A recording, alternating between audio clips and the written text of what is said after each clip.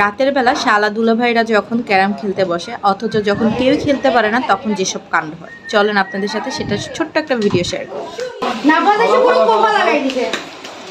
আমি না কোফা, তুমিও কোফা। হ্যাঁ তুমিও কোফা। এটা পড়ে যাবে না আস্তে সবাই ওকে এটার মারো পয়েন্ট বানাইতে হইব যা লাস্টটা থাকতে মারো এই তো দেখ বড় দূরে সরে বাবা পড়ে যাবা। ইয়েস জিতছি। আমরাও নয় না না আমরা যাবে না